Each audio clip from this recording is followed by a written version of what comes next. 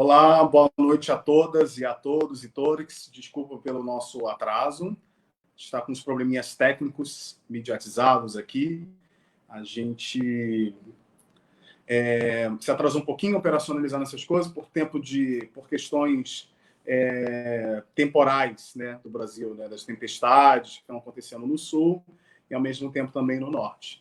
Então a gente desde já pede muitas desculpas para todas e todos vocês.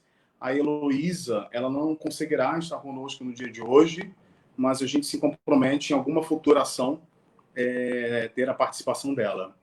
Aqui, então, hoje, né, a gente mais uma ação do Fladem Brasil, a última da série das lives do Fladem Brasil online, às terças-feiras, a partir das 20 horas. Esse longo processo que nós passamos aqui, um processo educativo, um processo formativo, de troca, de intercâmbio e, ao mesmo tempo, também de ampliação, né, do nosso conhecimento, a partir dos diversos conhecimentos, saberes e epistemologias de outras formas para pensar, produzir e fazer música.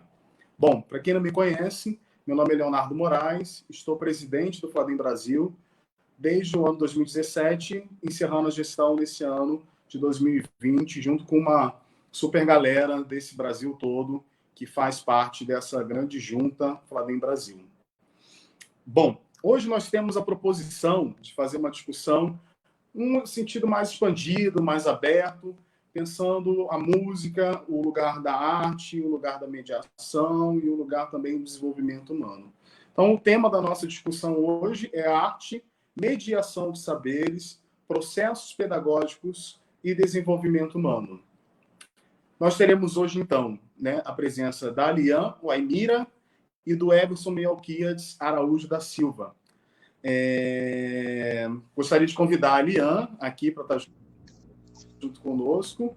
O Everson Melquiades daqui a pouco está entrando também, mas eu queria falar um pouquinho, então, da Alian, né, e do que ela tem a conversar conosco hoje. Vou pegar aqui minha cola, que é bem legal. Então, a Alian, ela vai falar um pouco sobre reancestralizar os saberes indígenas. E vou falar um pouquinho do currículo da Alian. A Alian é educadora artística, produtora cultural, ilustradora de livro infantil e contadora de histórias. Faz parte da etnia indígena Guajajara, do Maranhão. Possui graduação em Educação Artística pela Universidade Federal do Piauí, sendo também pós-graduada com especialização em Educação Profissional pelo Instituto Federal do Piauí. Participou do projeto MECACRADJA, do Itaú Cultural 2019, Círculos de Saberes. Falei certo, Leandro? Depois você me corrige, por favor. Tem experiência na área de arte e educação, voltada à cultura indígena, permitindo dialogar com a ancestralidade e contemporaneidade. Busca afirmar percursos de resistência étnica, interculturalidade e identidade. Confronta tendências dialógicas relacionadas às sociedades indígenas, pretendendo diminuir o distanciamento entre os indígenas e os não indígenas.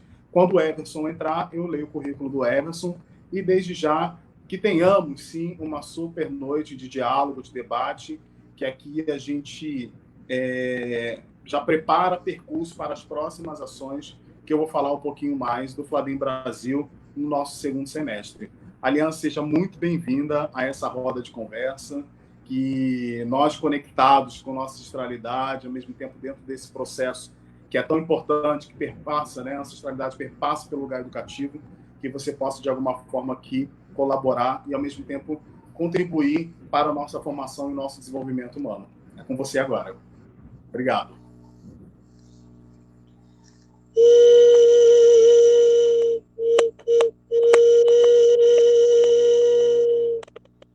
Esse é o sopro do vento para acalmar os corações, as famílias que estão passando por esse momento tão difícil de perda dos seus familiares diante dessa pandemia que está aqui. E que esse sopro venha refrigerar a alma, curar, trazer uma energia qualificada para todos nós que estamos aqui e para que as nossas mentes se ampliem para esses saberes. Gratidão, Léo, meu irmão, amigo, pelo convite. Esse é um lugar que eu me sinto bem à vontade de estar, porque é um lugar na qual eu enraizei os meus pés, que foi na área da educação, cultura e ancestralidade. Gratidão pelos cada um que está aí ouvindo, dando o seu tempo para estar ouvindo a indígena, né, falar. E gratidão aos companheiros da roda por estarem também saudando através do conhecimento e da energia. Reancestralizar os saberes indígenas, esse é um tema que trouxemos hoje para a roda, para poder abarcarmos os saberes dos povos que estão na floresta, dos povos que estão no contexto urbano, dos povos em que estão nesse Brasil, esse Brasil antes chamado Pindorama, que muitas vezes desconhecem a população habitada aqui. Desconhecem porque, muitas vezes, o que foi escrito em tempos atrás, nos tempos de hoje, foi reafirmar em que aqui é um território em que não havia ninguém. O indígena Davi Compenhaua Yanomami, quando ele escreve no seu pensamento, da outra margem do Ocidente, ele vai falar um texto em que ele fala que o branco sempre afirma que é aquele que sabe de tudo, aquele que afirma em que a terra é habitada por um pensamento cartesiano, um pensamento reto. E nós afirmamos, nós indígenas, que a terra ela nunca esteve vazia. Ela sempre foi habitada por nós, povos indígenas, por nós, povos em que vieram para cá e que tiveram a possibilidade de entrar em muitas culturas. Mas diante de um pensamento embranquecido, colonial, essa visão de educação, ela foi engajada em uma grade curricular com um único percurso, e com um percurso deturpado de quem nós, povos indígenas, somos na verdade. Então, compreender a reancestralização dos saberes indígenas é principalmente promover uma dinâmica no olhar, um olhar interdisciplinar, um olhar de interculturalidade, de colaboração e aprendizagem. E é especialmente com essa fundamentação que eu trago para vocês, ela traz essa perspectiva de visão holística de diferentes povos em que se habitam aqui e diferentes públicos na qual podem trazer uma narrativa de saberes. E a gente visa isso, deslocar e ampliar os lugares de fala. E nesse momento em que estou aqui com vocês nessa coletividade, a gente vai aprofundar esse diálogo das comunidades sobre o contexto de agora, o contexto nomeado de contemporâneo. A gente vai trazer visões políticas, educativas e culturais que alertam e que preservam uma cultura em que ela não está morta, e que ela está viva e que está pulsante. Porque para nós, povos indígenas, que nós fomos expulsos do nosso território sagrado, nós tivemos que abraçar uma outra cultura, entrando dentro da universidade. Só que muitas vezes essa universidade tem o seu lugar de conhecimento, mas ela deixa de ter o lugar de sabedoria a partir do momento em que ela não abre o seu olhar e não abre os ouvidos para nos escutar. Porque para nós, povos indígenas, uma criança na aldeia, ela tem muito a nos ensinar. Um adolescente tem muito a nos ensinar. Um idoso tem muitos saberes a compartilhar. Porque nós acreditamos em uma visão holística da educação. A educação ela se amplia não no contexto somente teóricos, mas no contexto de vivências, no contexto de lutas e no contexto de força de uma educação capaz de ser uma educação realmente que transforme. porque a educação em que abarca e que ela entra na interculturalidade de povos, ela traz em evidência o conhecimento que ele não é congelado, cristalizado, é um conhecimento amplo de valorização do ser, da vivência em que cada pessoa teve no seu contexto histórico. Então, essa educação que a gente traz hoje para vocês, é essa oportunidade de compartilhar vivências dentro da aldeia que podem ser usadas, sim, no contexto da academia, no contexto da sala de aula. Nós acreditamos, povos indígenas, que a sala de aula ela deixa de ser somente um cubo branco, mas ela passa a reverberar ideias e formas metodológicas, educativas e culturais para a sala de aula. Como diz Ana May Barbosa, índio não é só fazer cocá. Então, nós temos uma outra visão do que é ser esse dia de luta indígena, né? Entre aspas, o dia do índio, em que a escola ela se perde no momento da sua aprendizagem cartesiana, quando ela coloca somente cocá de papel na cabeça das crianças, coloca uma música que é uma música cantada por brancos e uma música que é de cunho comercial, achando assim que está satisfazendo os saberes dos povos indígenas. E a gente percebe que isso precisa ser mudado. Já tem acontecido algumas mudanças, mas precisa mudar mais. A sacola de conhecimento que se tem ainda é muito pequena sobre os povos indígenas. Nós somos hoje 503 povos, nós falamos em 5 povos, nós falamos 274 etnias, fora os povos que estão isolados. Então, são nações dentro de uma nação. E mergulhar no conhecimento, nos saberes indígenas, é você querer reancestralizar-se, é você querer envolver-se nesse mundo em que foi massacrado, em que foi, muitas vezes, deixado de lado por pessoas em que não quiseram abrigar o que nós temos a oferecer.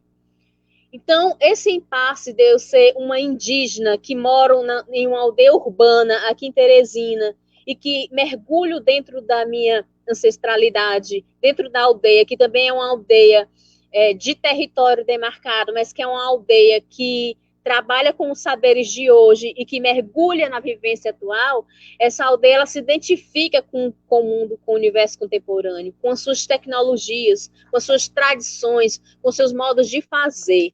Porque para a gente traz em evidência a importância da natureza para o contexto do saber do todo. Se fala muito em sustentabilidade, mas a sustentabilidade ela é uma questão que ela precisa emergir em um contexto educativo que seja desenvolvido para além do cubo branco, para além da sala de aula, mas estabelecer relações com agentes sociais em que a aldeia consegue e permite também dialogar e ser dialogada. Trabalhar com a mediação, a interação, não é tarefa complexa como se vê em alguns lugares. É uma tarefa muito simples. Por quê? Porque traz a vivência de povos tradicionais, a mostrar a mostragem do que nós realmente somos, né? Então, essa dificuldade da gente, muitas vezes, entrar na escola e querer não mudar nem alterar o currículo, mas querer mediar, querer mostrar que os nossos saberes vai para além dessas fantasias em que se fazem e que se fazem um barulho na boca, na qual nós não fazemos, e que se mostra uma inverdade. Então, muitas vezes são educadores que estão sendo enganados, enganando o outro. Então, perceber que a cultura indígena, ela é múltipla, ela é circular. A gente vai atrás da nossa memória passada para resgatar e impulsionar os nossos saberes no agora. Muitas vezes esses saberes são incompreendidos. Aqui não trago uma fala de crítica somente, mas uma fala de tentar abarcar, de aproximar o indígena do não indígena. Essa é uma dificuldade que nós sempre tivemos. Na minha formação acadêmica, eu trago a vocês um claro exemplo, em que eu tive que estudar a história da arte. E muitas vezes a história da arte era apresentada só como uma arte branca de pintores europeus, como Jean-Baptiste Debré, como Rugendas, em que trazia indígenas ilustrados, pintados. Aquilo não representava todas as etnias do Brasil. Aquilo não era a voz, o corpo, o território, a mente, o espírito do indígena ali. Era uma visão de europeu sobre o indígena. E a gente percebe que essa visão ela perpetua até os tempos de hoje. Professores, educadores ainda se empregam em mostrar para o aluno, olha aqui os povos indígenas do Brasil. Falando sempre no plural, os povos indígenas do Brasil. Não. O que nós queremos ouvir, o que nós queremos mediar para engrandecer esse diálogo, essa roda valiosa agora, é mostrar que existem potências, existem falas de indígenas que muitas vezes são desconhecidos. Por quê? Porque não se abre a mente para tentar falar e multiplicar o que nós sentimos realmente. Como diz a escritora indígena potiguara, Eliane Potiguara, ela fala que nós sempre tivemos vozes, mas nunca quiseram nos escutar. Como não quiseram nos escutar, começaram a inventar e a reinventar. Começaram a colocar música, fazer coreografias para estudantes dançarem em sala de aula, para imitar o indígena, no qual nem nos imitava, nem nos valorizava, nem apreciava a nossa cultura. A gente não quer que ache o que nós fazemos ou o que nós praticamos bonitinho. A gente quer que haja um respeito. E para se haver um respeito educativo e cultural sobre as nossas culturas, precisa estar atento. Precisa perceber que o lugar da aldeia é um lugar de um diálogo continuado com professores que envolve o seu cotidiano e o cotidiano das escolas, através de projetos pedagógicos que tragam instigações que desencadeiem para as práticas culturais indígenas. É muito simples hoje levar o conhecimento indígena para a sala de aula. Nós temos várias redes sociais, nós temos uma rede de professores, de pesquisadores, de todas as áreas e linguagens na qual querem usar. Existe a rede também de vídeos, de divulgação. Quantos indígenas já receberam prêmios pelos seus vídeos expostos, pelo seu trabalho educativo? Mas é muito mais fácil se for atrás de um indígena para querer saber, né? E a gente está disposto, porque nós acreditamos que as parcerias para o desenvolvimento de uma plataforma pedagógica em sintonia com os desafios do nosso território, ela seja uma parceria que justifica-se com existentes interesses afins. Acima de tudo, uma reciprocidade, ou seja, um conhecimento com as questões e com os desafios que provoquem algo em comum. Porque não existe conhecimento melhor ou maior do que o outro. Existem conhecimentos que se encontram. E os projetos que a gente tem para oferecer traz funções pedagógicas, funções sociais e culturais. Porque a gente acredita que relacionando as entidades culturais, a gente está partilhando responsabilidades e decisões educativas. A gente está dando ênfase na cumplicidade e na unidade da criação coletiva, na cooperação, na ação conjunta dos elementos cruciais que existem dentro de uma aldeia. Uma aldeia, ela é uma rede de pensamentos, é uma rede de conhecimento e de vários outros saberes. E essa rede, ela, como eu já falei para vocês, ela se perpetua a partir do momento em que a gente tem o nosso olhar atento para o fazer infantil. Como que as crianças conseguem aprender dentro da aldeia com as mães, sem precisar a criança ser massacrada, sem precisar a criança ter o seu direito de vida violado. Então, a criança tem muito a nos ensinar. Basta estarmos bastante atentos para isso. Mergulhando dentro do território sagrado que é na aldeia, eu consigo trazer essas experiências para a sala de aula, para salas virtuais hoje, que são experiências igualmente valiosas. Eu tinha levado uma vez um projeto pedagógico para dentro da aldeia da cidade, para me perceber como que seria essa interculturalidade lá. E aí eu percebi que como que é capaz você tirar um projeto de dentro da aldeia e trazer para uma sala de aula urbana. Porque você tira algo de lá, um saber de lá, sem afetar, mas um saber que pode ser reverberado. Um exemplo que eu conto é a vez que eu estive dentro do território, lá da aldeia Marajá, e nós levamos um plástico preto para as crianças fazerem desenhos com giz. E aí esse plástico era quadrado.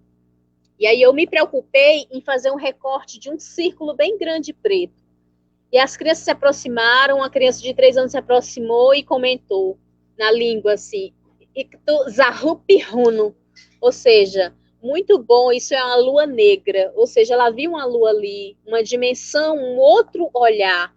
E aí nós criamos, a partir desse pensamento dessa criança, nós criamos um projeto chamado Lua Negra, na qual a gente divide e escreve o que está acontecendo na contemporaneidade através de palavras. E cada palavra vai preenchendo e emendando uma na outra e formando frases possíveis para ativar espaços de educação e espaços de cultura. Outro fato importante que nós trouxemos da aldeia, citando mais um exemplo, foi que nós percebemos que as idosas contavam histórias sentadas nas redes de dormir. E as crianças iam para a rede, e aí tinha criança que estava com carvão na mão, tinha criança que estava com pigmento urucum na mão, e aí ela contava a história e as crianças começavam a desenhar na rede, né? E as crianças começavam a pegar nas tramas da rede e a brincar como se fossem as personagens da história. Então, esses são fatos, são conhecimentos, são saberes que estão ali, que precisam ser colocados em evidência como uma verdade. Não como uma verdade absoluta, mas como uma verdade capaz de ajudar, de transformar, de sensibilizar e trazer uma força a esse sistema cartesiano educacional, que é um sistema em que também ele é muito novo e muito pouco gentil com a população indígena, e com a arte, e com o respeito à cultura. Porque percebemos que a lei de 9.394, de 96, a lei de diretrizes e bases da arte, foi em 96 que ela passou a ser considerada a área curricular obrigatória para a sala de aula. E como que a arte ela traz uma importância e uma valorização nesse tema reancestralizar, trazer esse conhecimento, essa sabedoria criativa para esse contexto. Também percebemos em que nosso país não foi gentil com os povos indígenas e a população negra desse país, porque reformulando essa lei, veio a lei 10.639 em 2003, que tornou-se uma obrigatoriedade trazer ao currículo oficial a rede de ensino o direito de estudar sobre a história e cultura dos povos afro-brasileiros e indígenas.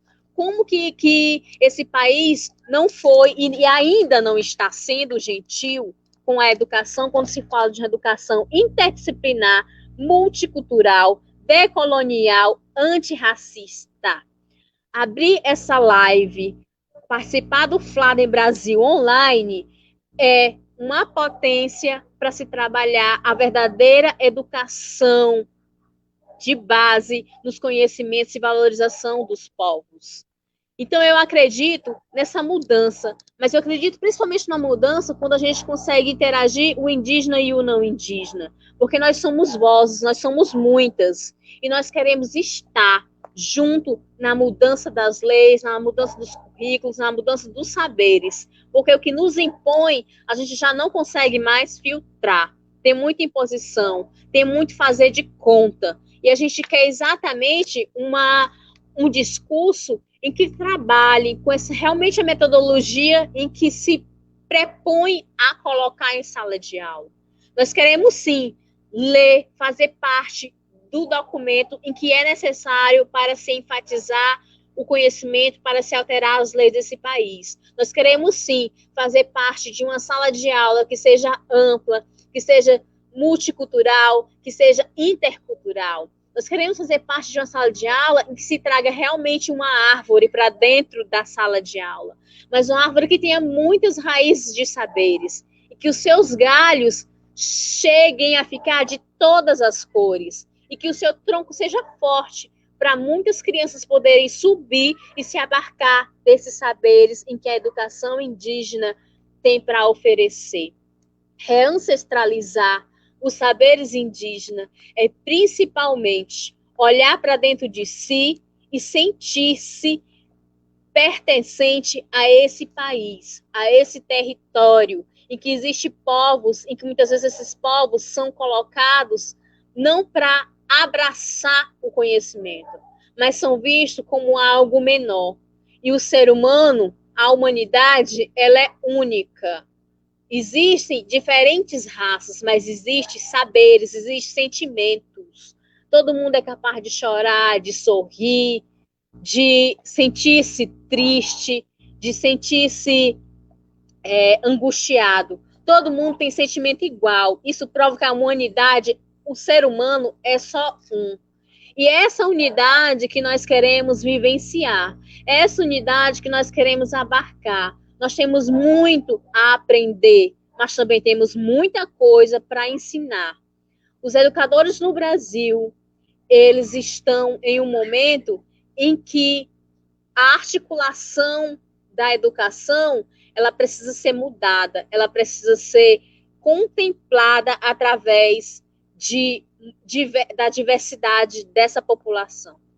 Nós somos um arco-íris de cores, e quando uma cor se encontra com a outra, ela se mistura e vai formando outras e outras cores. E é assim que nós, povos indígenas, somos. Nós somos diversos, nós somos múltiplos, e os nossos saberes, eles são sagrados, porque nós não nos diferenciamos da natureza. Para a gente, o sol é o nosso avô, a lua é a nossa avó, as pedras, elas têm energia, a força das águas tem a capacidade de confluir, de encontrar, o fogo de resistir, o vento capaz de ter uma visão holística, percorrer muitos caminhos.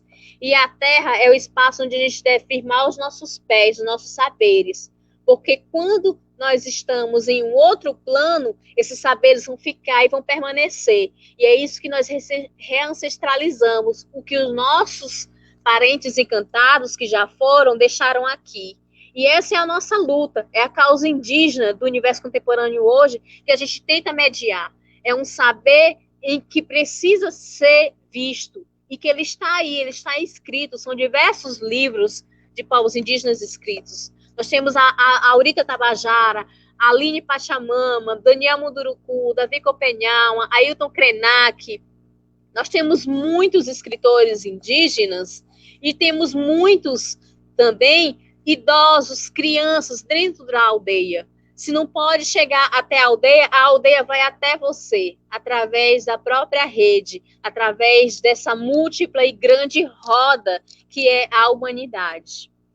Gratidão, Léo, por esse momento, e estamos juntos sempre, e eu queria deixar aqui para vocês um projeto em que nós estamos entrando na roda, né? Esse projeto que é de educativo e também é cultural. Vocês seguindo na rede das redes sociais, vocês vão encontrar várias ideias e vários ideais sobre os povos indígenas. Então, eu queria deixar para vocês aqui um ponto importante, né? Além de seguir o que vocês querem seguir, pessoas, amigos, desconhecidos, procurem seguir também os parentes, os povos indígenas. Nós somos múltiplos e diversos, e quanto que os indígenas têm para oferecer de conhecimento, de saberes. Nós temos muitas páginas.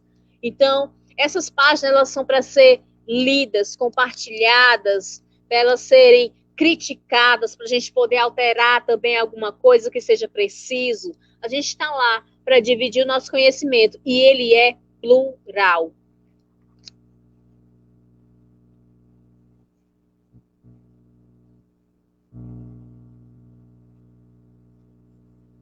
A gente tem que falar, ao mesmo tempo, é uma grande emoção te ouvir, de uma riqueza inenarrável te escutar, e ao mesmo tempo também ter você conosco nesse processo dessa ação educativa, né? A sua fala traz uma potencialidade, traz uma urgência, traz uma emergência, né, do povo pindorama, dos povos pindoramas desse Brasil, né, que se multiplicam em muitas outras etnias, né?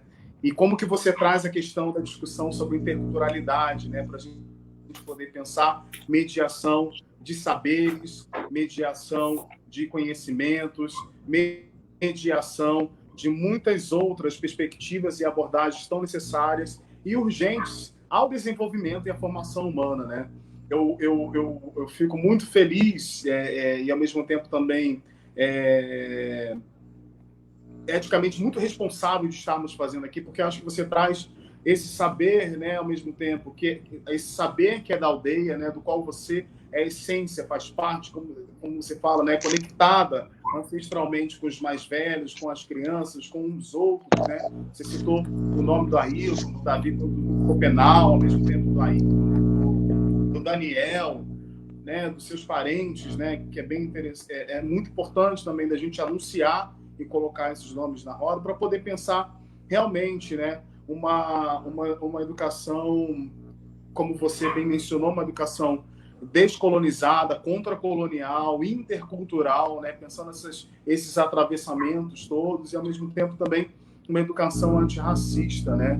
Porque é isso, né? As nossas vozes, as vozes dos indígenas desse Brasil, as vozes das pessoas negras, dos povos ribeirinhos, dos povos quilombolas, das comunidades marisqueiras, das comunidades pesqueiras, sempre estão falando. O que necessita é a escola de educação básica, é a universidade fazer uma escuta desse processo, dessas vozes. Ao mesmo tempo, também olhar para esses saberes que muitas vezes eles estão distanciados desses currículos prescritos, né? Que na prática, muitas vezes, eles também não dialogam com essas pessoas que cotidianamente estão envolvidas nesses processos educativos. Então, assim, a sua fala, para mim, ela reverbera e, de alguma forma, ela coloca, né, em xeque e em choque, né, aquilo que necessariamente que a gente precisa levar esse choque de realidade, principalmente nesse percurso que a gente está vivendo no Brasil, de um levante fascista, de um movimento neoliberalista e de um movimento racista que assassina a vida dos indígenas, como a gente vê em diversos lugares desse Brasil, e, ao mesmo tempo, das pessoas negras. E aí eu lanço uma pergunta, desde já, para a gente depois conversar, como é que essa situação do que está aí nos veículos de comunicação, mesmo eles contribuindo para o processo de extermínio das populações, dos povos indígenas e das pessoas negras, por que essa situação não causa uma crise ética no Brasil, nas pessoas? Por que essa situação não causa uma crise ética nas proposições educativas? Por que essa proposição não causa um levante e, ao mesmo tempo, um enfrentamento da sociedade? Né? Porque esse Brasil é atravessado, né, por esses povos pindoramas e, ao mesmo tempo, também por outras populações, outras sociedades também. Então, muito obrigado pela sua fala, ao mesmo tempo, por nos provocar a sentir os outros, né, nessa proposição aqui nessa noite. Eu acho que o nosso Melquiades conseguiu entrar, e aí a gente vai tentar conversar com ele aqui. Vamos ver se o Micael dá esse... Como é que tá, Mica? Fala pra gente. Micael é o nosso grande operacionalizador aqui por trás desse processo todo. Bem-vindo, Mel. Boa noite. Deu certo, né?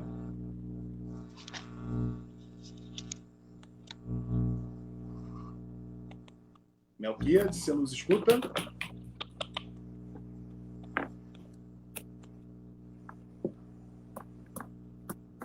Oi, Mel. Boa noite.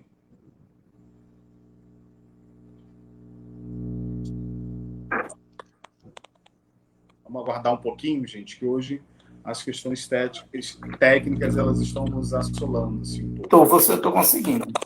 Opa, coisa boa. Everson, então Não, só estou conseguindo citar você. Firmeza. Eu vou falar o seu título, vou ler o seu currículo e passo a palavra aqui para você ficar à vontade de fazer o debate aqui com a gente, tá bom?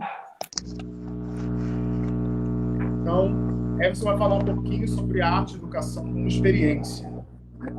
Ele está dizendo o quê? Nosso Everson Melquides Araújo Silva.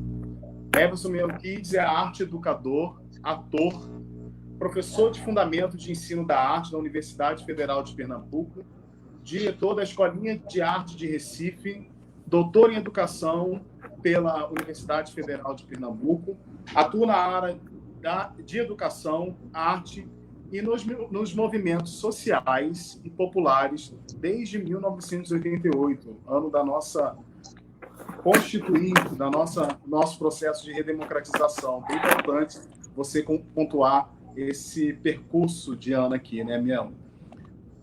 Mel, eu passo a palavra então para você fica super à vontade. Daqui a pouquinho a gente volta, então. Micael? Super roda de conversa com você e com a Liana. Muito obrigado por você estar aqui com a gente nesta noite. É com você. Oi.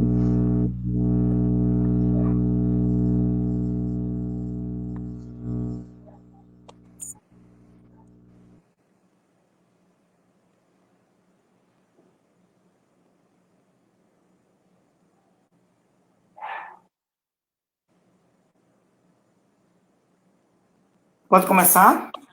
Pode tá aparecendo bem a imagem? Super. O som também? O som também. Tá?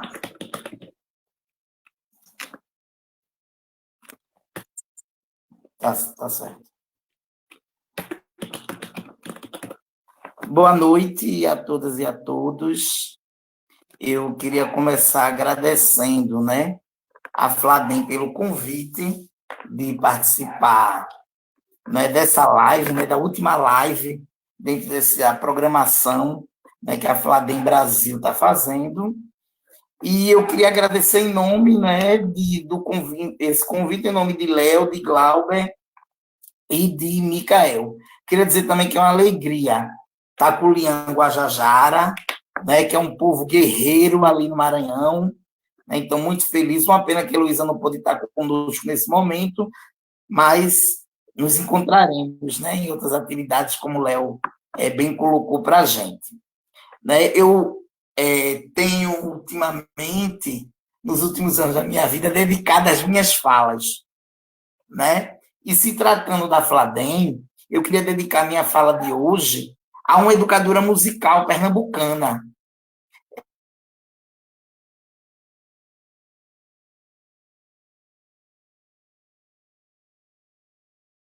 colaboradoras, professoras da Escolinha de Arte do Recife, que é a professora Clara Cavendiski. Né? Então, eu também queria agradecer a presença aí de todos os internautas. Então, veja, a minha fala já começa dizendo que vocês nos dão tarefas muito difíceis. Falar sobre esse tema, um tema grande que vocês dão, né? Arte, mediação de saberes, processos pedagógicos e desenvolvimento humano. Veja que dentro de um tema só, a gente tem 4 categorias complexas, inclusive de discutir. Inclusive, em vez de chamar de desenvolvimento humano, eu prefiro uma terminologia que a gente tem usado muito em educação nas 2 últimas décadas, que é formação humana, que seria equivalente ao papel da educação, né? Que seria o objeto da própria pedagogia, que é a formação humana. Então, é um tema complexo, né? E muitas categorias para a gente discutir. E aí, nos foi dada a liberdade para a gente fazer um recorte desse tema. E o tema também, que é um tema complexo também, mas que eu vou tentar discutir um pouco no tempo que eu tenho, que é a ideia de arte e educação como experiência. Né? Então, é claro que é preciso, inicialmente, a gente dar alguns sentidos para essas 2 categorias. Uma que é a arte e educação e a outra que é a experiência.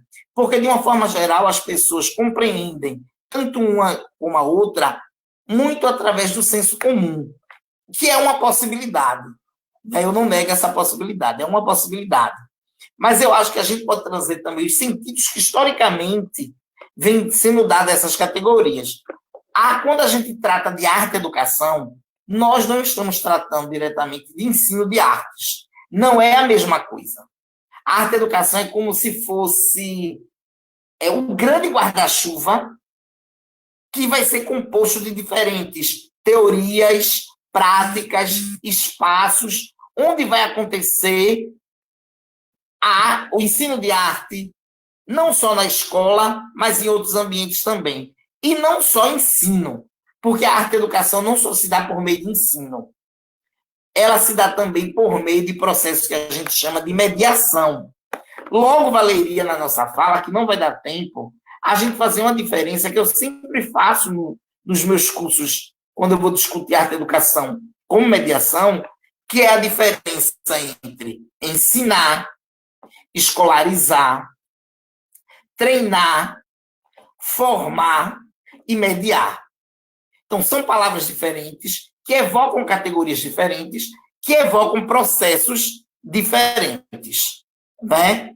E uma outra categoria que entra nessa perspectiva é a ideia de experiência, que também é diferente para mim de ensinar, treinar e as outras perspectivas que a gente deu. Mas a ideia de arte-educação é que a arte-educação é o grande guarda-chuva. Seria a epistemologia da arte. Seria a ciência do ensino de arte, segundo a própria Ana May Barbosa e outros pesquisadores. Seriam os modos como a gente vai tentar compreender os processos de ensino-aprendizagem da arte. Na escola e em outros lugares.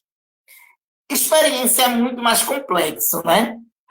Mas eu vou preferir entrar na ideia de experiência, que a gente acha quando a gente diz assim, meu Deus, fulana tem muita experiência com educação musical em comunidade, né? E aí a gente toma essa ideia de experiência como uma categoria filosófica, mas é diferente.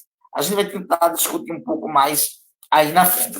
Então, vejam, na verdade, eu queria começar falando desse tema de arte e educação como experiência a partir do dizer de mim, né? Para vocês entenderem um pouco como é que vai se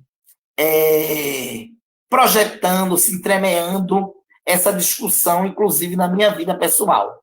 Né? Primeiro, assim, eu não estou fazendo média não, mas eu sempre fui uma criança muito perseguida. Eu sempre fui também um jovem muito perseguido. Eu também, até hoje, sou um adulto muito perseguido. Mas eu aprendi a diferença, não foi em casa. Mais tarde eu entendi em casa. Eu aprendi a diferença exatamente na escola. Por quê? Porque quando eu cheguei na escola, pela primeira vez, a minha professora disse para mim que eu era diferente. E ela dizia assim, não fique com as meninas, vá brincar com os meninos. Não vá rodar bambolê, vá jogar futebol com os meninos. Então, mesmo criança, eu dizia, oxente, que diferença é essa, né? De não poder brincar com os meninos e as meninas, né? E o que foi que eu fui percebendo? Quer dizer, eu fui percebendo e fazendo a construção minha como um sujeito que agora eu evoco essa identidade como um sujeito LGBT. Como um sujeito, como diz aqui em Recife, um sujeito que é frango. Eu vou chamar os gays aqui de frango. Eu não vou dizer nem os outros nomes. Aí você diz assim, essa não é uma experiência que vai ficar só na escola. Essa vai ser uma experiência que vai me acompanhar para o resto da vida. Veja que um certo dia eu estava com a minha mãe no shopping e quando a gente entra numa loja, ela precisa fazer um cadastro. E ela diz, venha, você faz o cadastro. Eu digo, vá, mãe, dizendo o endereço, as coisas. Na hora de colocar a profissão, a mulher já foi dizendo assim, ele é cabeleireiro. E minha mãe respirou fundo e disse assim, ele não é cabeleireiro. ele é doutor. Aí a moça espantada, atendente, disse assim, doutor, ele é médico, é? Aí, não, tu é doutor de quê? Essa minha mãe perguntou na hora. Eu disse, sou doutor em educação. Ela disse, tá certo, eu vou colocar aqui. De coloque professor. Mas vejam como é impressionante. Mesmo como adulto, na hora mesmo de consumir, fazer um cadastro, por um estereótipo, usar colar, ser negro, gordo. A única profissão que as pessoas olham para mim é uma profissão que, na cabeça delas, é profissão de LGBT, que é de cabeleireiro. Quando não cabeleireiro, as pessoas me identificam como pai de santo. Mais uma vez, negro, gordo, pobre, cabeça raspada, colar, né? Quando não, na própria universidade, me confunde com faxineiro. Vejam que, na verdade, o que está por trás disso é essa experiência como sujeito LGBT. E me parece que eu, como sujeito LGBT, o meu único destino era ser cabeleireiro, ou pai de santo, ou faxineiro, ou outra coisa, que eu não tenho problema com nenhuma dessas coisas. Com nenhuma delas, inclusive. Com nenhuma delas. Porque eu tenho certeza, se eu fosse uma dessas três coisas, eu também seria bom no que eu fizesse. O problema que está aí é como você marca o outro. Porque é diferente, porque apresenta uma diferença. Porque apresenta, não é, trejeitos femininos, que é assim como as pessoas elas diziam. É muito engraçado porque eu tive muitos amigos que hoje eu encontro que viraram travesti, mulheres trans, alguns fazem prostituição, né? Outros também viraram cabeleireiro, outros viraram doutor também, como eu, mas que eu percebo que uma diferença que fez na minha vida, o que me salvou, e aí nesse sentido eu estou sendo até messiânico mesmo, foi exatamente a experiência com a arte. O que me possibilitou pensar que eu podia trilhar outros caminhos e que eu tinha outras possibilidades desde a minha infância, foi a possibilidade de estar em contato, seja como fluidor, seja como alguém que produz também arte.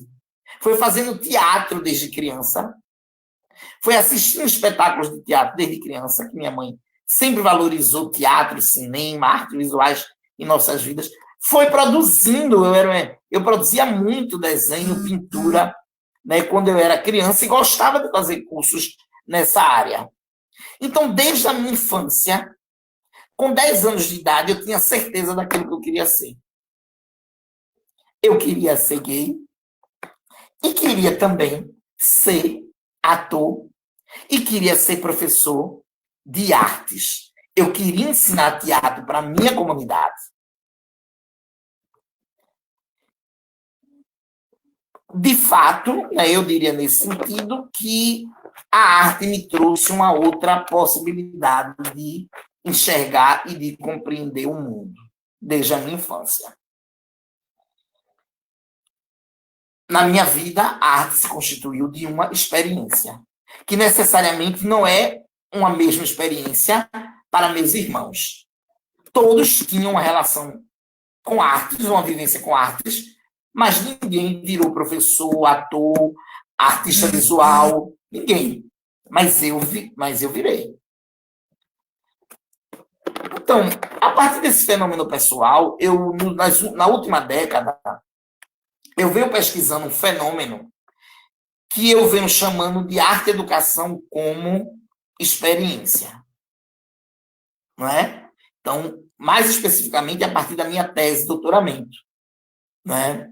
Claro que baseado em um autor, que eu trouxe até o livro aqui, está o livro aqui, que é Arte como Experiência, de John Dewey, que na época que eu estava fazendo doutorado só tinha em inglês, ou em espanhol, ou francês.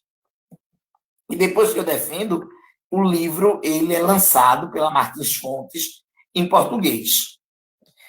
Então, agora eu queria entrar exatamente nessa noção, nessa ideia do que a gente vai chamar de experiência. Primeiro, a gente vai dizer que ela é uma categoria filosófica, uma categoria sociológica, que contemporaneamente, né, vem sendo pensado por diferentes teóricos. Para mim, há alguns que têm uma certa visibilidade no meio acadêmico. Um deles é Adorno e a Escola de Frankfurt, lá na Escola de Frankfurt, que ele vai discutir a ideia de experiência estética em diferentes obras.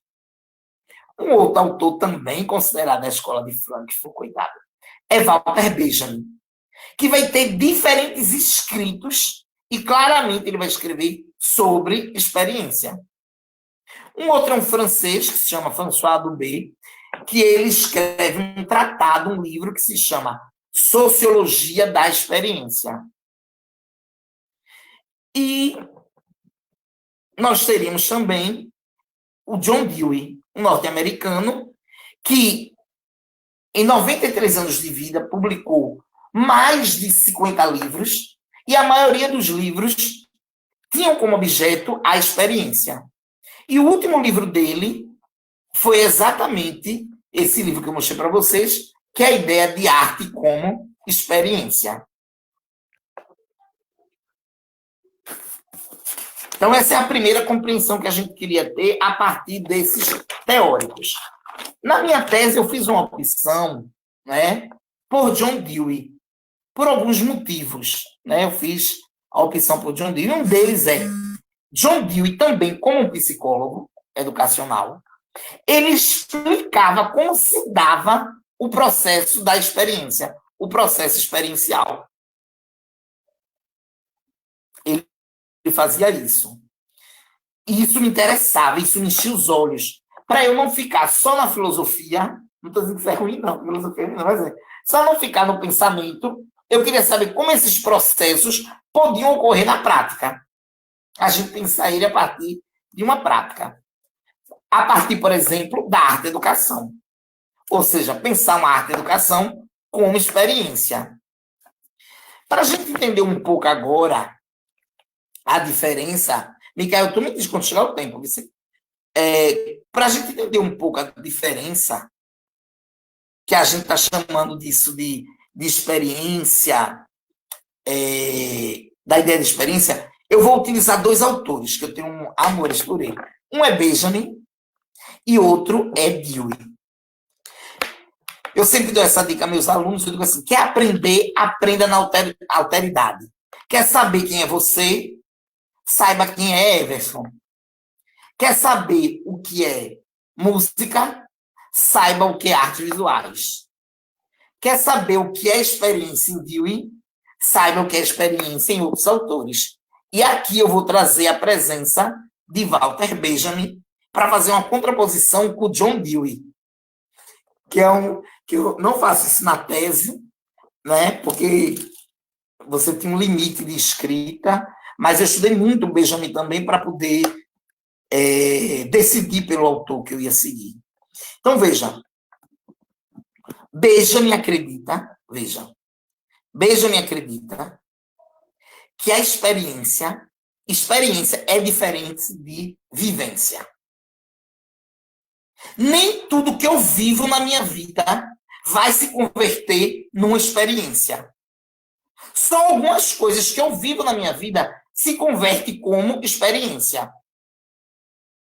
Dewey vai discordar de Benjamin. Dewey vai dizer, não. Tudo que nós vivemos é experiência. Tudo. Exatamente tudo.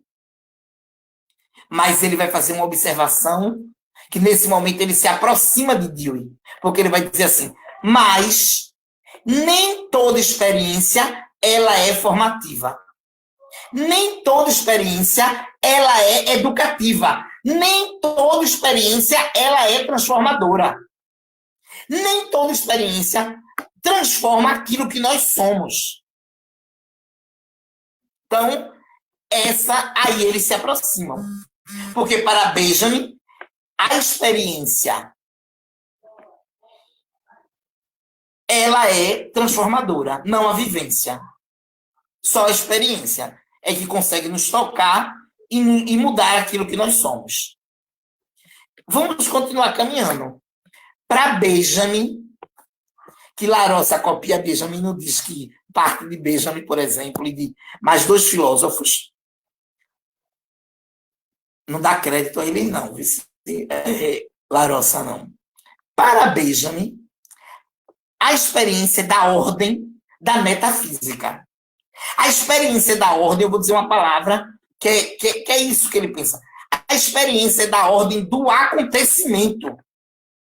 Não tem como a gente prever a experiência, não tem como a gente fazer a experiência acontecer, ela vem do nada, surge, nos toma conta de nós, nos atravessa e nós nos tornamos outra pessoa. Isso é para Benjamin. Dewey vai discordar mais uma vez dele. Dewey vai dizer, não. A experiência da ordem do empírico, do físico. Nós temos como criar condições para que a experiência ela possa vir ocorrer. E ele vai escrever sobre isso. Eu acho fantástico isso. E ele vai dizer assim, até uma pedra, ele vai dar um exemplo, que se eu jogar do alto de uma montanha e ela vai caindo, rolando até chegar no chão, ela passou por processos experienciais. E a pedra não vai ser mais a mesma. A pedra vai se tornar outra pedra que era diferente da pedra inicial. Eles se afastam aí. Mas os dois concluem. E aí eles se encontram. Quem passa por um processo experiencial, seja o que Benjamin vai chamar de experiência, diferente de vivência, seja o que Dewey vai chamar de experiência formadora, ou experiência formativa, ou experiência educativa, jamais será a mesma pessoa. Porque quem é tomado por uma experiência, quem é tomado, por exemplo, pela experiência da arte, não é a mesma pessoa. Eu vou dar alguns exemplos.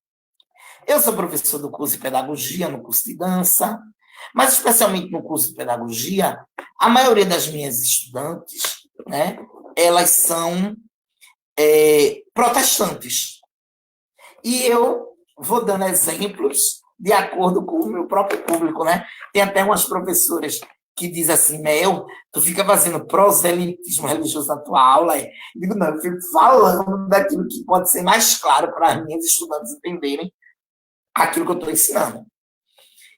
Eu gosto muito de mitologia grega, gosto muito de mitologia africana, gosto muito de mitologia hebraica e gosto de mitologia cristã também. E aqui eu estou tomando essa licença e colocando entre aspas, claro, para chamar de mitologia cristã. Com isso eu estou dizendo assim, a figura de Cristo é uma figura encantadora.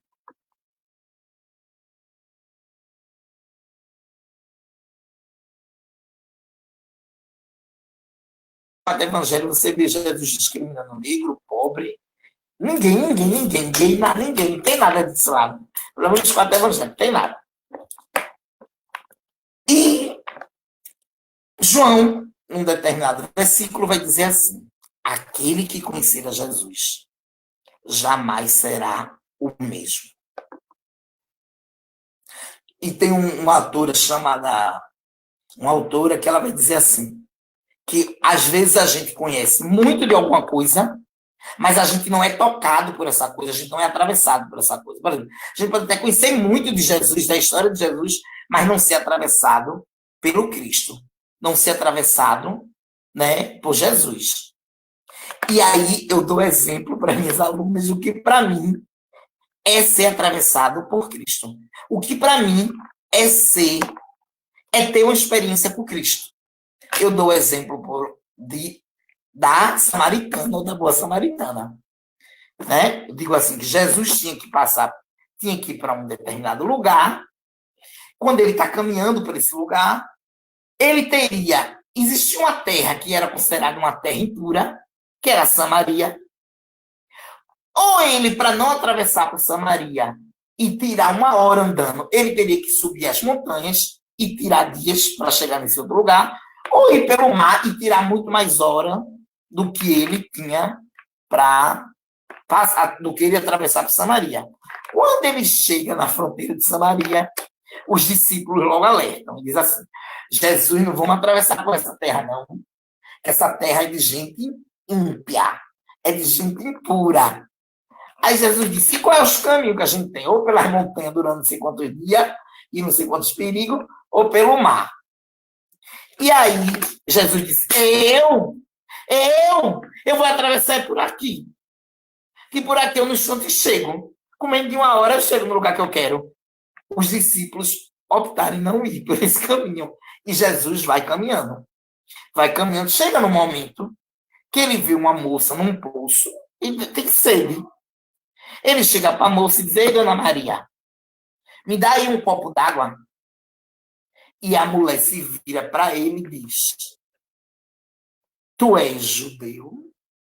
Ele disse: menina, eu estou perguntando que eu sou, não estou querendo um copo d'água, porque eu estou com sede, eu tenho caminho para fazer. E ela continua a dizer: tu sabes a quem tu estás pedindo um copo d'água?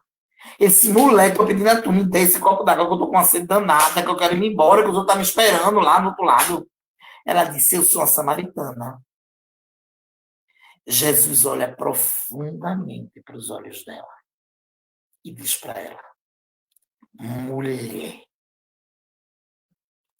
pois eu tenho uma água que depois que eu te der para tu beberes, tu jamais será a mesma. Naquela hora, aquela mulher cai nos pés de Jesus e diz assim: dai-me essa água para eu beber.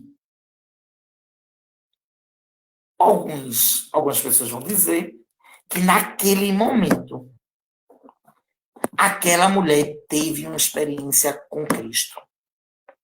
E aquela mulher jamais será a mesma mulher. Ela vai se transformar completamente.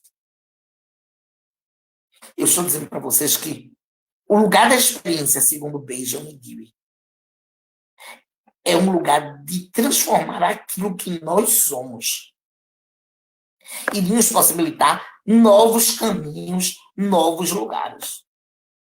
Veja, esse é um exemplo que eu dou a partir do Cristo, né, da mulher samaritana, mas eu posso dar outros exemplos. Por exemplo, a ideia de ser mãe e de ser pai, que não é meu caso, que eu não quero nem ser mãe, nem quero ser pai. Mas eu tenho vários amigos, inclusive um amigo quase cinquentão, que já teve filho tarde, que ele diz que a vida dele mudou completamente depois que ele teve a filha dele. Ele disse que passou a olhar o mundo, passou a enxergar a vida, passou a enxergar as pessoas de uma forma completamente diferente. Porque aquele bebê que nasceu atravessou ele de forma tal que fez ele se tornar outra pessoa.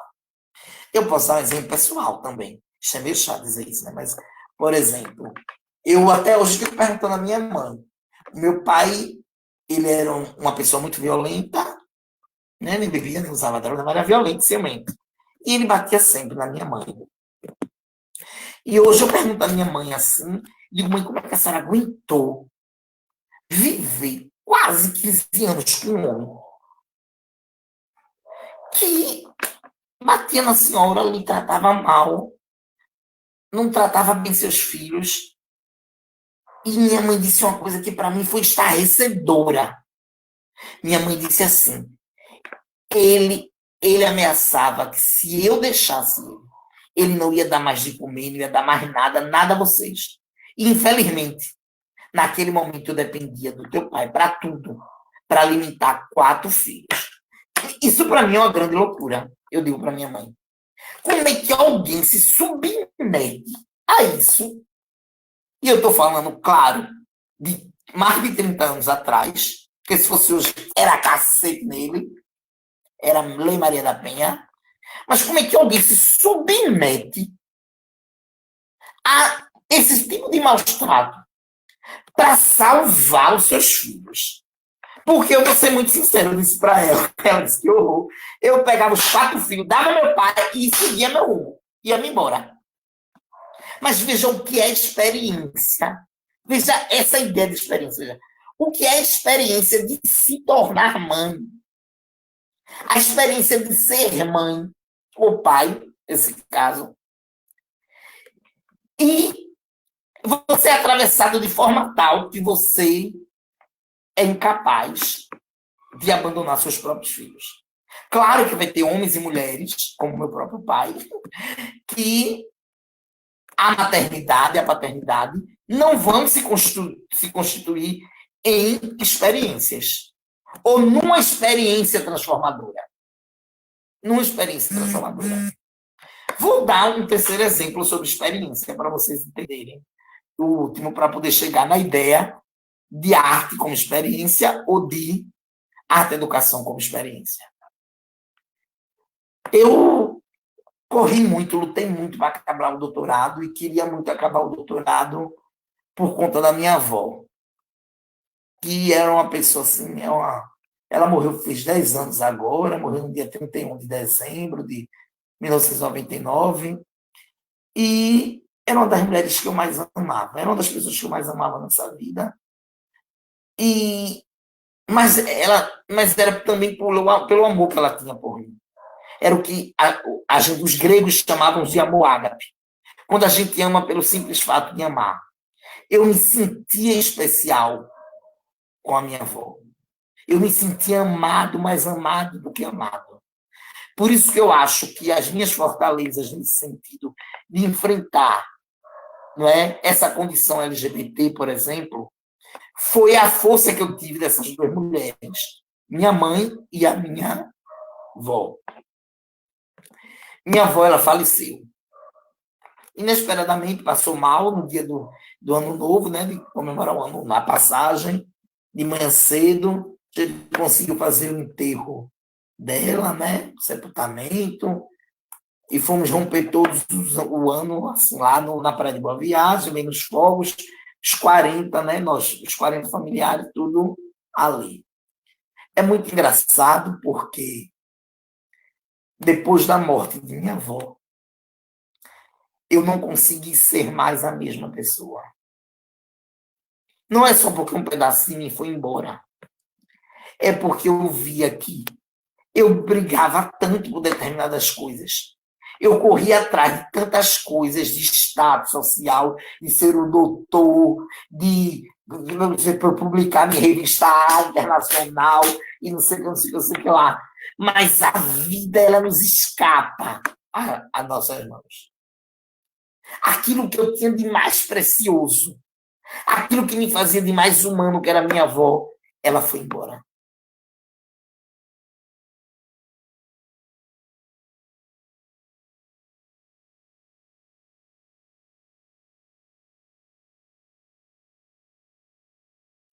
Tinha até pensado 3 vezes se aceitar ou não participar dessa live, mas como foi um pedido de duas pessoas que eu respeito muito, que é Léo e Glauber, eu aceitei. Não sei se a partir desses 3 exemplos vocês conseguem entender o que é que a gente está chamando de experiência. Experiência, ela vem, nos atravessa e nos transforma. Nós não somos mais o sujeito que nós éramos antes. E agora eu já vou chegando, de fato, ao fim, porque a gente precisaria de mais tempo para desenvolver a ideia de experiência em Dewey. Como é que ela acontece, então, na prática? Como é que Dewey vai chamar como é que esses mecanismos vão ocorrer? Mas eu queria, então, trazer a ideia de arte e educação como experiência, a partir de um exemplo. Veja, eu sou diretor da Escolinha de Arte do Recife, e a gente sempre faz cursos para crianças de arte. E nós tivemos um curso que foi em homenagem aos 100 anos de Dona Noêmia Varela, né, a mãe da arte e educação brasileira, que se chamou A Redenção do Robô. Nós fizemos uma instalação que era um robô de 2 metros de altura, que ficava na porta de entrada da escola. E toda criança que entrava na escola, a gente dizia, no último dia de aula, esse robô vai andar. E as crianças achavam engraçado, chegava perto, batia, sei que, sei que lá. Chegou o último dia de curso, que são um mês de curso. Chegou o último dia do curso e as crianças perguntaram, cadê que o senhor disse que esse robô ia andar? Aí chamei todo mundo para frente.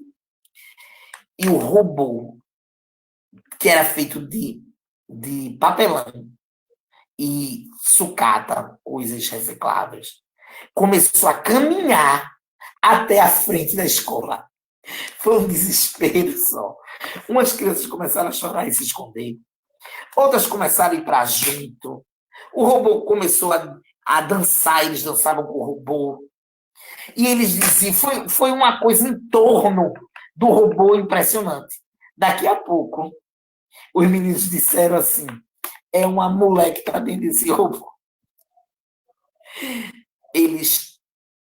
Aos poucos, a gente foi abrindo o robô. E, de fato, saiu uma das artes educadoras do robô. Eles começaram a pegar a cabeça do robô, colocar neles, pegar o braço, experimentar as pernas, experimentar os pés, os mecanismos coloridos que tinham nele, que brilhavam. Eles começaram a trabalhar em cima daquele robô, a investigar aquele robô. Tinha uma criança, que isso eu fico impressionado, uma criança de 3 anos que estava nesse curso. 2 anos depois, a mãe veio trazer ele para fazer outro curso. Então, ele já tinha 5 anos. Quando ele chegou na escola, a primeira coisa que ele perguntou foi, cadê o robô? Vejam, a criança tinha 3 anos, passa-se 2 anos sem frequentar a escola. Quando ele volta 2 anos depois, com 5 anos de idade, a primeira coisa que ele pergunta é pelo robô, porque foi a experiência com performance, com arte, que ele teve naquele curso de artes. Eu vou investigando um tipo de arte, educação, que ela é capaz de transformar aquilo que nós somos, que ela é capaz de fazermos sujeitos melhores, que ela é capaz de nos fazer pensar e sonharmos e desejarmos um mundo diferente para nós e para as outras gerações. Tem um exemplo também muito bonito que aconteceu com um grupo chileno, acho que é chileno, que eles faziam bombardeios de poesia. Eles iam para praças em lugares públicos na Europa, que havia sido bombardeado na Primeira Guerra e Segunda Guerra Mundial, e uma orquestra começava a tocar ao vivo, e eles lançavam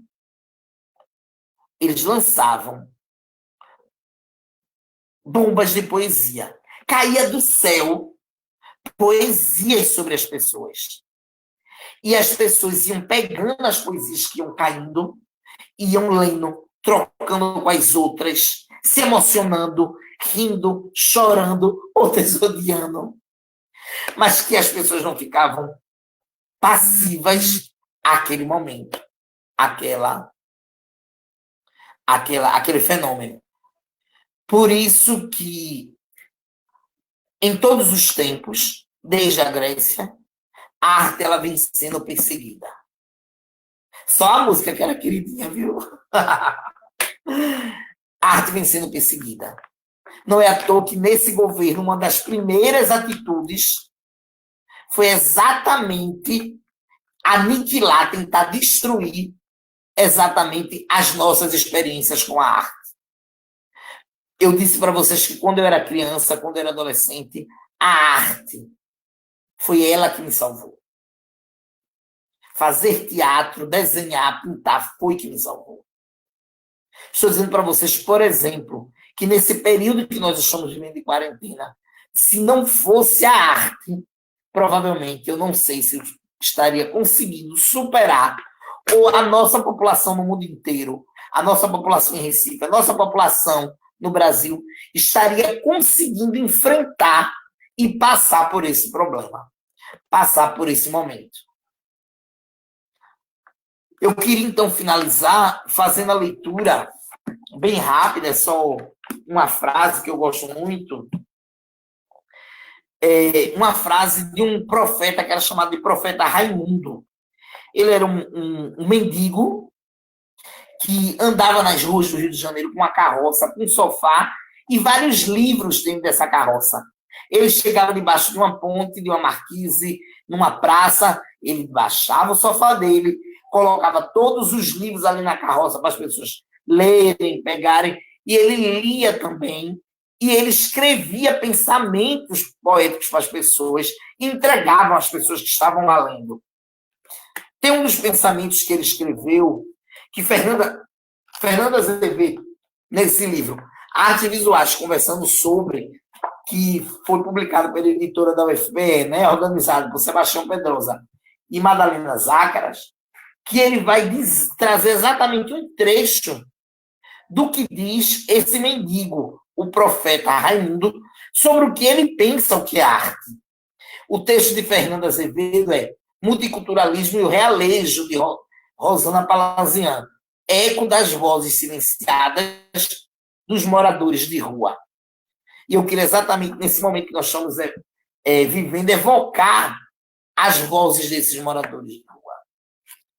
E ele diz assim: a arte em si não conduz a nada. Uma cozinheira é mais importante que uma poetisa, do que uma pintura, do que uma música, do que uma escultura. Ninguém precisa de música, ninguém precisa de arte. Ninguém precisa de uma pintura, ninguém precisa de uma escultura. Mas precisa, sim, de uma comida bem feita. Mas, ao mesmo tempo, a arte transporta a gente para um mundo diferente. Um mundo do sonho. A gente se altera todo. A única coisa é que não são fundamentais à vida. Porque nós podemos passar a vida inteira sem arte. As artes são muito distintas, mas é atividade de mendigo. Obrigado a FADEM pelo convite de poder vir aqui discutir a ideia de arte e educação, de arte como experiência. Obrigado a todos, obrigada a todas.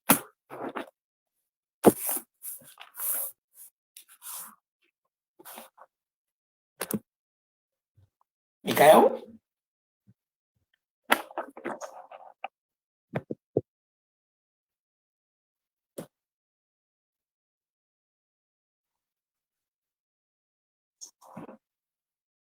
Léo, você tem que ativar seu microfone.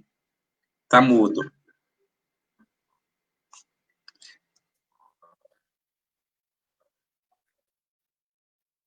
Obrigado, Mel.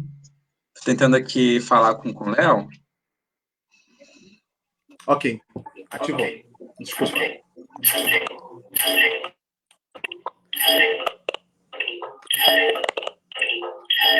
Tá fazendo interferência?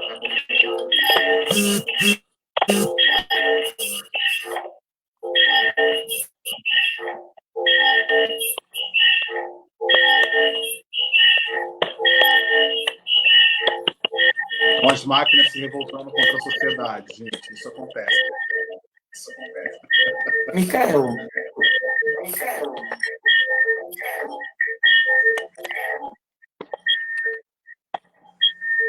É melhor, não? Pronto? Pode falar? Melhorou? Bom, melhorou. É muito bom, interessante, né? São as máquinas em revoltos à humanidade, né? Mas o que eu ia falar, Mel, que foi muito importante te ouvir, né? Ao mesmo tempo também uma felicidade nossa te ouvir nessa noite, né? Eu acho que você traz diversas questões do campo da arte e educação, desse lugar como experiência, que aí eu acho que eu tenho certeza, acho não, coaduna diretamente com a conversa em diálogo aqui com o que a Lian, né, nos trouxe, que ao mesmo tempo também está nos apontando aqui nesse processo, né? E eu acho que tem pontos muito, muito potentes para a gente poder pensar, por exemplo, as questões, né, de machismo, as questões de homofobia, de racismo, de gordofobia, ao mesmo tempo também da relação de classe, que muitas vezes também coloca determinadas pessoas e seus corpos em lugar de estigmatização, e como muitas vezes, né, esse espaço educativo, seja ele na educação básica, seja ele nos projetos sociais, seja ele na universidade, na pós-graduação, né, no curso de graduação, essas questões ainda são muito, muito presentes, né? Mas quando você coloca, né, o lugar da experiência também como lugar de transformação, como lugar de acontecimento, as vidas, né, das pessoas que são atravessadas pelo lugar, né, de ser gay, lésbica, travesti, transexual, negro, indígena, ou seja, aquele colocado no lugar diferente, da diferença, do ser diferente, eu acho que se dá nesse atravessamento que, de alguma forma, também empurra determinadas estruturas para uma mudança de dinâmica, né? Então, é muito potente te ouvir. A gente faz o seguinte, a gente abre aqui, então, para algumas questões, né, que já estão chegando aqui para nós, para a gente poder trocar uma super ideia aqui na conversa da gente nessa noite. Eu terminei ali com aquela fala, né, com aquela questão, porque, né, diante, por exemplo, da chacina, do assassinato e do processo de extermínio da população indígena no Brasil, ele não causa uma crise ética, né? Não causa uma mudança, não causa uma estruturação. A população indígena, mais uma vez, por exemplo, passando por mais um vírus mortífero, né? Que nasce do outro lado do Atlântico, né? E, ao mesmo tempo, também o Brasil constituído sobre essa estrutura fascista, né? Mediada por esse podre presidente da República que a gente tem, que eu não me atrevo aqui a enunciar o nome, que faz mal à saúde, anunciar o nome desse indivíduo. E aí, trazendo muito para o debate de pensar essa questão intercultural, Adriana, que você traz, de que forma e que de maneira essa potencialidade, né, do que você aponta, né, de pensar uma educação decolonial, de pensar uma educação intercultural, de pensar uma educação que seja mediada por essas conhecimentos, por essas cosmologias, por essa ancestralidade, né? De que forma que ela pode trazer para a gente um debate ampliado, ao mesmo tempo também consciente diante dos sentidos, emergências, necessidades e urgências, para a gente poder repensar essa perspectiva educacional como um todo. Queria ouvir de você um pouquinho, enquanto a gente está ali ajeitando as questões do Melquiades, que depois eu coloco a questão para ele também. Então, estamos passando por um momento no qual existe uma energia não qualificada que está no poder, na presidência, na qual não nos faz sentido algum citar o nome, e que, infelizmente, estamos sofrendo mazelas. Nós, povos indígenas, povos negros, povos LGBTQI+, e diferentes povos, que nós somos muitos, somos múltiplos grupos humanos, e quando nós estamos juntos, não somos minorias, nós somos diversos. Essa palavra minoria veio exatamente para poder provocar uma miudeza em nós, mas nós somos grandes, nós estamos aqui. Nós, povos indígenas, estamos há 520 anos resistindo e existindo. E, principalmente, entrar nesse campo, mergulhar essa contemporaneidade e você sentir todo dia um enfrentamento, é a gente se fortalecer, é a gente se entristecer e a gente perceber que a gente precisa lutar ainda mais. E é por isso que nós convidamos, né? aos povos não indígenas, o que eles estão fazendo?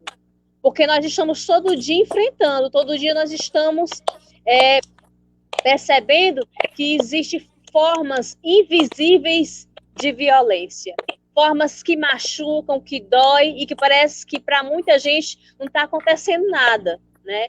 E vamos para além de um contexto, de um ponto de partida, de imersão, porque essa nossa história ela é muito densa. A gente vai percorrer memórias, a gente vai percorrer uma produção em arte, a gente vai percorrer trocas incríveis, acessíveis, e que elas também provocam uma dor, uma violência que é gerada. E esse campo de energias não qualificadas, que todo dia eles assinam algo para nos abater, é um programa muito opressor, mas que nós somos gigantes, que nós estamos aqui dispostos a lutar e construir um lugar com um propósito, com situações e relações. E é nesse território que eu quero convidar todos para percorrer, esse território de lutar não nos deixando só, de ser mais sensível, de perceber que o racismo existe sim, que ele está querendo se estruturar cada vez mais, mas que a gente acredita que quando a gente consegue perceber, a entrar no contexto educativo, no contexto cultural do outro, a gente consegue construir relações em suas especificidades, em seus interesses, no desejo de reconhecimento, de articulação, seja na pesquisa, seja no envolvimento educativo, seja na mediação, seja nas práticas, atividades pedagógicas, seja em ambientes de experiências que ponham um conjunto de engajamento para a gente se fortalecer cada vez mais, que é isso que a gente precisa agora. A gente precisa, na nossa vida, se fortalecer. E é nesse momento que a gente está aqui, nessa live, para perceber e para entregar para o outro que a arte e a cultura, ela é viva, ela é ativa e ela é potente. E é nessa potência que a gente acredita, que a gente pensa que existe muitas maneiras dela ser apresentada, como o nosso companheiro e irmão falou agora, né?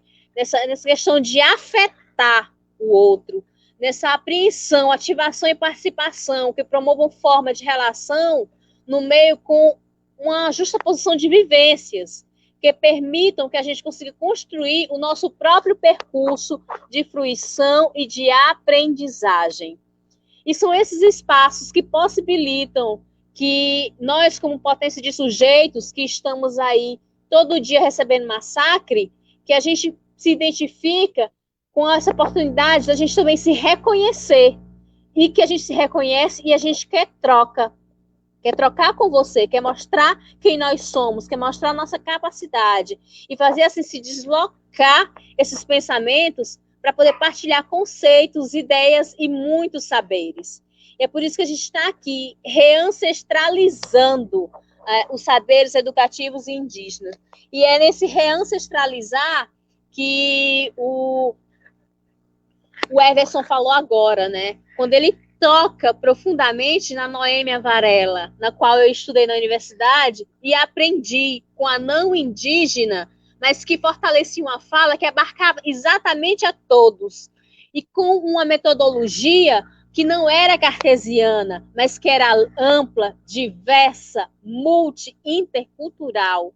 E foi através do olhar, da leitura em que eu tive com ela, que um dia eu estudando na aldeia, eu comecei a perceber um cacique chamado ancião Alcibiades de Guajajara, né?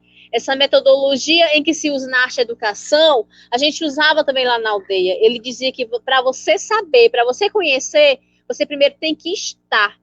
Você tem depois que sentir, você tem que ver e agir. E aí ele colocou, minha filha, a direção norte, que a natureza mostra, ela é estar, é você se colocar ali, é você chegar numa aldeia e você realmente se despir-se de um conhecimento só, mas você ampliar o seu conhecimento. E depois você vai para a direção sul, que é a direção do coração, que vai despertar o teu sentido que tu está vivenciando ali, que vai te afetar. E depois que você ir para o sul, você vai para o leste, você vai ver, você vai ter uma visão holística do que está acontecendo ali. e aí depois de tudo isso você vai agir, né? Então são essas 4 direções, esses quatro verbos em que a gente consegue inserir um pensamento reancestral indígena. E é a partir dessa união do pensamento de uma não indígena, Lêmia Varela, em que eu consagro com o pensamento desse pajé, em que nunca teve a oportunidade de sair da aldeia, mas que tinha também um conhecimento amplo. É essa arte educação que nós queremos, é aquela que cause uma ruptura no pensamento. Uma ruptura no pensamento cartesiano, no pensamento em que não deixa se evoluir por coisas afetadas. O Everson vem colocar várias situações da vida dele que se mostrou disposto a lutar mesmo assim. E em uns momentos de fraqueza, se colocar na introspecção para poder se fortalecer. E esse programa que eu entendo, que eu compreendo da arte, que a gente quer ir realmente contra, a gente quer ser desobediente, a gente quer estar em um lugar com propósito de situações e de relações. É esse território que a gente quer percorrer da arte, esse território de processo pedagógico, de desenvolvimento humano, cujas relações se constroem nas especificidades, nos interesses, nos desejos de articulação de cada indivíduo, né? Essa condição, ela busca que a gente se desenvolva ainda mais, porque a gente está cansado desse sistema que ele precisa deixar de ser obsoleto, ele precisa ser desmontado, ele precisa ser trocado para poder a gente inventar novos objetos a partir de coisas já existentes, que são seres pulsantes, vivos, capazes de pensar para além de algo que é quadrado, mas de pensar para além de algo que é transformador na nossa vida, como educadores, como pessoas responsáveis pela vida humana, porque vidas negras, indígenas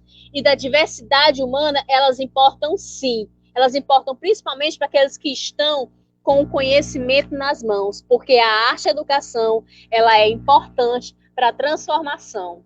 Então, a gente quer completar, a gente quer nos cercar de coisas em que funcionam, porque as coisas que não servem mais, a gente vai renovando. A gente vai percebendo que o conhecimento amplo sobre os diversos saberes dos povos, eles têm a sua importância.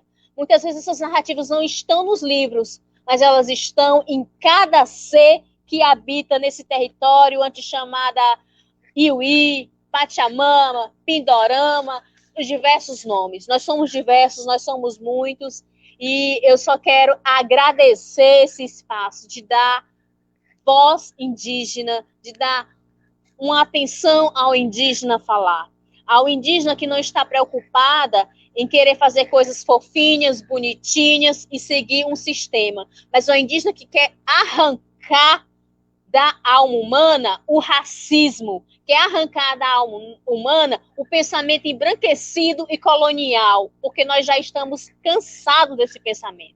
Nós temos uma visão holística sobre esse território. E é essa visão holística que a gente quer ampliar, acrescentar e, principalmente, trazer ao agora para as crianças, para os estudantes, porque eles não são o futuro, eles são o agora. E o agora importa sim, as vidas importam sim.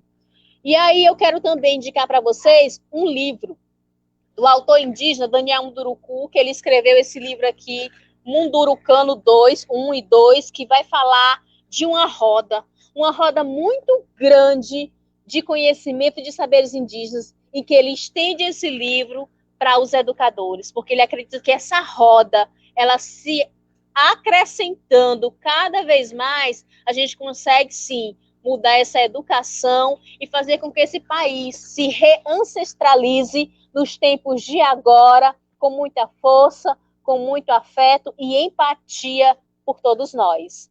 Gratidão, Léo. Gratidão a nossa do Flamengo Brasil, Alian. Vou te falar, realmente, que potência te ouvir, né? Que potência te ouvir. Obrigado pela sua fala. Mas fica aí mais um pouquinho, porque a gente agora vai escutar o Mel, que aqui o Micael está fazendo uma super engenharia, né, Micael? Que está aí por trás do processo. E o Mel está com 2 questões já colocadas na roda para conversar com a gente. E aí, Mel, eu já vou te pedir um grande favor. Ao você responder suas perguntas, que você já elabore as suas considerações finais. E aí, depois também a Liane chega aqui com as suas considerações finais. E a gente vai se despedindo aqui da galera que está participando conosco dessa mais uma ação formativa do Fladem Brasil. Firmeza? Com você.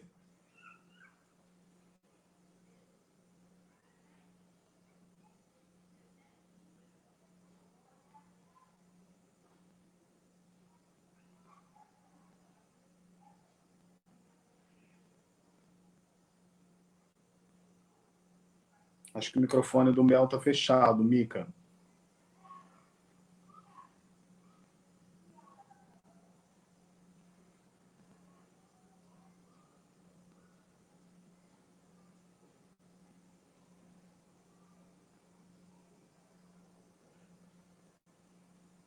Será que abriu?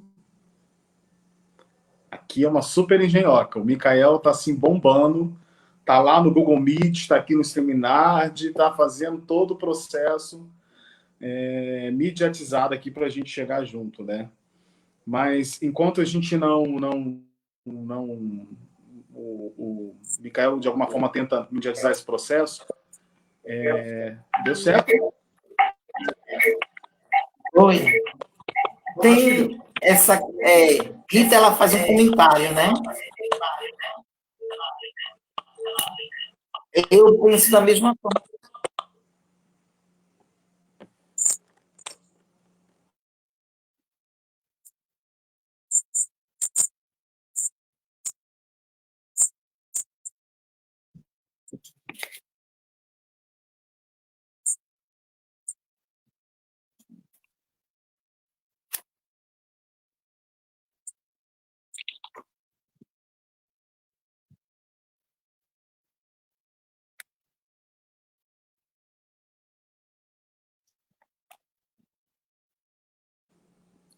Mel, você nos escuta? Agora é com você as 2 questões Eu que o escuto. Mikael colocou.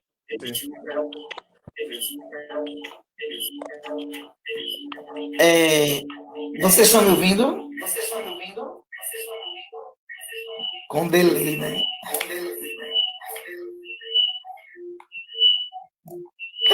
Vejam, eu concordo plenamente com Rita, né? Achei muito estranho quando os meninos colocaram nesse tema maior a palavra desenvolvimento humano, né? E opto mesmo pela ideia de formação humana, né? Que é a ideia de formação humana, que é o objeto da pedagogia, que é o objeto do processo educativo. Né? Então, eu tenho caminhado, e o próprio campo da pedagogia vem caminhando nos últimos 20 anos nessa discussão em torno de formação humana. E quanto à questão de Glauber, de fato, Glauber, assim, a gente estava apresentando 2 epistemologias diferenciadas, que ora nelas, ora Dewey se aproxima de Benjamin, ora Dewey se afasta de Benjamin, né? Mas no final, quer dizer, eu acredito que eles chegam no mesmo lugar, que é pensar que a experiência em artes, ela é transformadora. Ela tem a capacidade de mudar aquilo que nós somos. Ela tem a capacidade de mudar os nossos destinos. Mudar o mundo ao nosso redor. Né? Então, eu acredito que elas são, ora elas se encontram, ora elas se distanciam. Mas é isso. Eu queria, então, já agradecer a Micael e a Glauber pelo convite. Alô, estão ouvindo? Alô, estão ouvindo? Alô, estão ouvindo?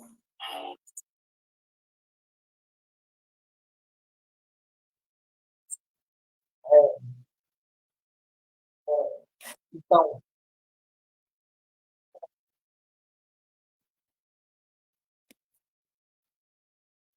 Ah, tá certo, Mikael. Eu vou. Foi. Deixa eu vir para. Deixa eu vir para. Não, eu queria, então, agradecer. Tá certo. Eu queria agradecer, então, a Flávia pelo convite, viu? Mais uma atividade participando junto de vocês. Eu fico muito feliz, né?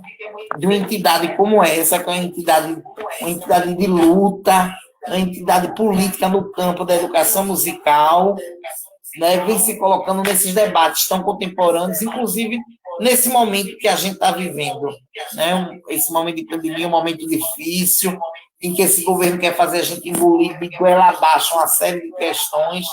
Então, uma ação dessa, para mim, não é com a Liana Iguajajara, com a própria Heloísa, para mim, é uma ação de resistência. Então, eu fico muito feliz e agradeço, viu? Grato, Léo, grato a Glauco e Mikael por tudo. E um beijo, Aliana, foi muito bom escutar, viu?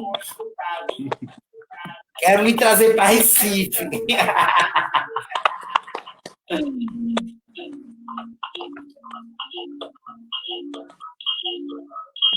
Muito obrigado, Mel, pela sua resposta, né? As duas perguntas aqui colocadas, né? E ao mesmo tempo também, eu acho que eu corroboro muito com a sua ideia, né? De ação com resistência, né? O que a gente tem feito desde abril até o dia de hoje, e que a gente ainda vai dar um jeito, ainda essa semana, de ter a Luísa aqui com a gente também nessa conversa, né?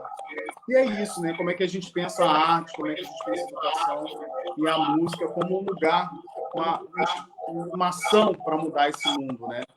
Que eu acho que tem muito a nos ensinar esse processo, principalmente que a gente está vivendo na pandemia. Então, eu agradeço a fala e passo aqui para a Liana fazer as considerações finais dela, e depois agradeço os dois de novo ao mesmo tempo.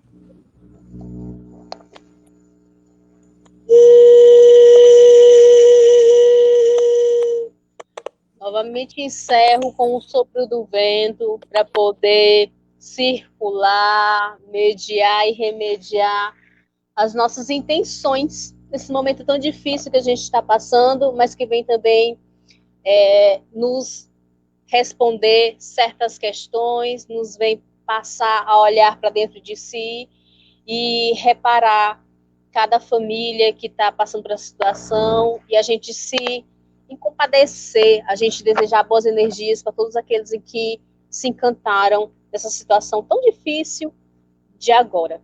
Agradeço demais ao Léo, agradeço a todos que convidaram, agradeço a você, meu irmão, que está em Recife, que é um lugar maravilhoso, que tem para a gente como uma referência forte de arte e educação, e agradecer por esse momento, né, de estar aqui na Fladen e sendo ouvida. Agradeço a cada um de você que está aí, que deu o seu tempo para estar ouvindo essa indígena e deixando reverberar a nossa fala, tá bom? Muitas vezes a fala foi com a flecha, um pouco devagar, outras vezes bem mais forte, algumas vezes com o veneno na ponta, mas esse veneno é o antídoto para cura, para a gente abrir ainda mais e ampliar as nossas ideias e ideais. Gratidão. Gratidão você, Aliane. Obrigado pela super fala de considerações finais. Eu acho que a gente, da música, das artes, tem muito a ganhar com as colocações que vocês trouxeram para nós nessa noite, né? A capacidade de afetar, a capacidade de mudar, a capacidade de transformar, a capacidade de deixar acontecer, fazer acontecer, né? Que possamos nós, educadores musicais, arte-educadores, artistas, né, envolvidos nesse processo educativo, de alguma forma compreender o nosso papel na relação, né, com todos esses conhecimentos e saberes que nos rondam e, ao mesmo tempo, também que estão presentes, que necessitam ser escutados, ao mesmo tempo também não só escutados, mas estarem em lugar de pertencimento nas práticas educativas, nos espaços de educação, seja, volto a dizer, na educação básica, seja na graduação, seja na pós-graduação, e, ao mesmo tempo, além desses tantos saberes, os outros saberes que estão ali dentro desse espaço educativo curricular. Que nós, de música, façamos diálogo com artes visuais, com dança, com teatro, com música, com literatura, com audiovisual, e, ao mesmo tempo, também com outras áreas do conhecimento, porque se a gente pensa esse lugar da formação humana, do desenvolvimento humano na sua completude, a gente precisa abarcar um grande conglomerado de saberes e conhecimentos para que as pessoas, sim, a partir desses processos, possam crescer as suas aprendizagens. Aqui agradeço os dois, a Lian, que esteve com essa super fala, Melquiades com uma super fala também, e peço desculpas a todo mundo que participou aqui com a gente, já pela Heloísa, que não pôde estar diante do acontecimento aí tempestaral, né, que está acontecendo no sul do país.